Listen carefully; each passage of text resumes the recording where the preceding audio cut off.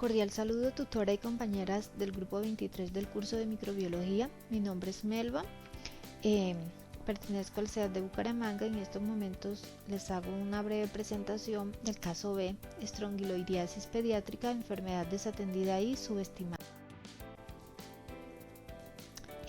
Como les decía, hago un análisis breve a través de las respuestas relacionadas con el caso B y se exponen algunas medidas que se deben tener en cuenta para la prevención de las patologías causadas por estos geohelmintos. Asimismo, algunas hipótesis se concluyen sobre posibles fuentes de contagio del paciente relacionado con el caso en el estudio. El propósito de este análisis es conocer más a fondo relacionado con la estrongiloidiasis, ya que la región donde vivimos pertenece al trópico y por lo tanto el porcentaje de casos es alto. Así tenemos las bases para prevenir las patologías relacionadas con. El primer punto que vamos a tocar son los factores de riesgo de esta geohelmintiasis. Uno de los primeros factores es el contacto con suelos tropicales húmedos. Recordemos que las helmintiasis transmitidas por el suelo continúan siendo un problema de salud pública, sobre todo en los países en vía de desarrollo.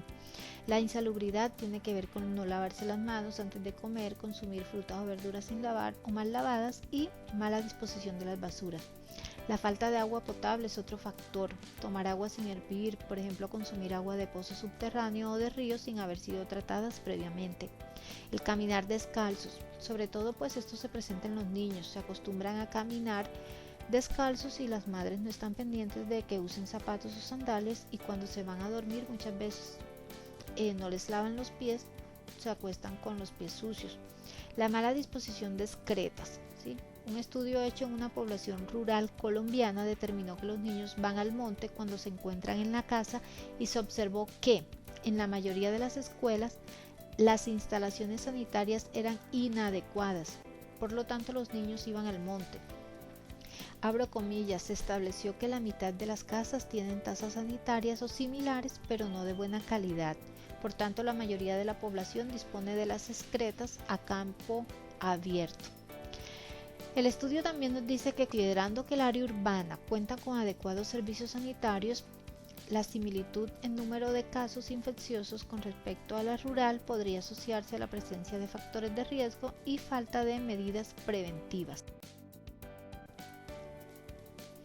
Según las pruebas clínicas realizadas, les voy a explicar en qué consiste cada una y por qué sospecharon de uncinarias y ascaris y qué prueba determinó el diagnóstico final. Antes de hacerles las pruebas clínicas al paciente, a la niña se le practicó un examen físico que incluyó presión arterial, frecuencia cardíaca, temperatura cardiopulmonar, palpación abdominal, palpación de hígado, observación extremidades y observación neurológica. Ahora, las pruebas clínicas practicadas fueron la hematología completa y el coprocultivo. En la hematología completa mostró incremento progresivo en porcentaje de eosinófilos hasta un 40% y proteína C reactiva. Según la página web de la Americana de Médicos de Familia, podemos decir que una hematología completa es un examen de sangre que mide los glóbulos rojos, los blancos y las plaquetas y los resultados de este examen le proporcionan al médico un conteo de cuántos glóbulos sanguíneos hay y también describirán su forma, tamaño y contenido. Estos resultados de la hematología le pueden revelar al médico varias afecciones médicas, desde anemia y algunos tipos de cáncer hasta deficiencias de vitaminas y minerales. El coprocultivo que arrojó la niña fue que se observaron cristales de Charcot de cantidad moderada. Ahora, ¿qué es el coprocultivo? Es un examen de laboratorio para encontrar organismos en las heces que pueden causar enfermedades y síntomas gastrointestinales, como los que presentaba ella, y se necesita una muestra de materia fecal. ¿Por qué sospecharon de uncinarias y ascaris? De la ascaris sospecharon por la sintomatología que presentó, sobre todo, como lo dice el documento, el cuadro respiratorio. Recordemos que la niña presentaba tos seca nocturna, previo al gastrointestinal, es decir, al dolor abdominal tipo cólico de fuerte intensidad, distensión abdominal, meteorismo, náuseas, vómitos, pérdida de peso asociada a la hiporexia y diarrea acuosa, intermitente, fétida y espumosa. y de la uncinaria sospecharon por los síntomas presentados a nivel de piel, es decir, el prurito en las piernas.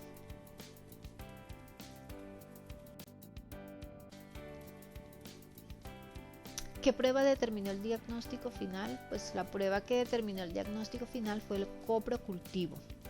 El documento nos dice que al coprocultivo se observaron cristales de Charcot-Leyden en cantidad moderada.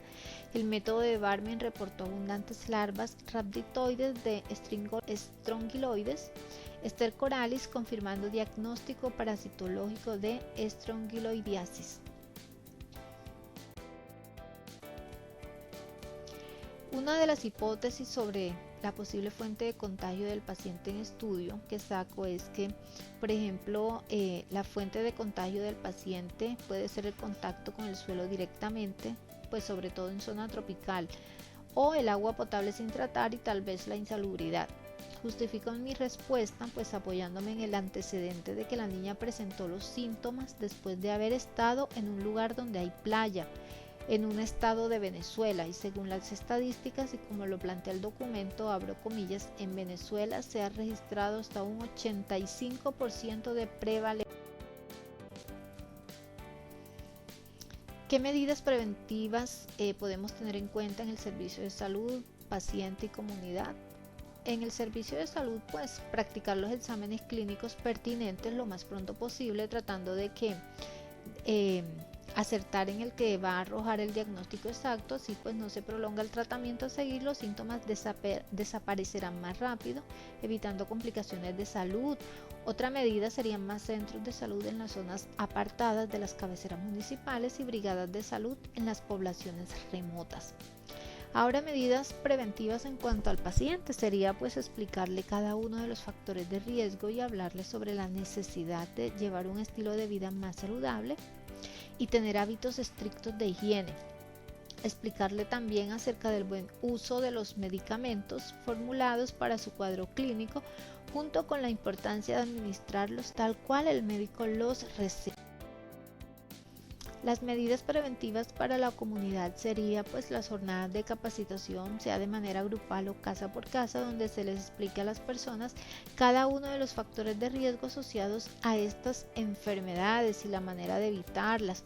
Pues creo que si la población se educa, por lo menos pues el porcentaje de estos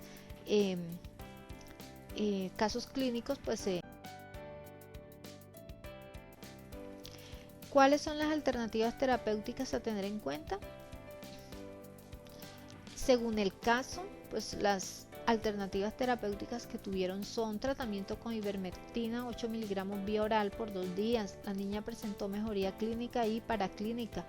Recordemos que la ivermectina es el tratamiento de elección al eliminar altas cargas parasitarias y estadios larvarios.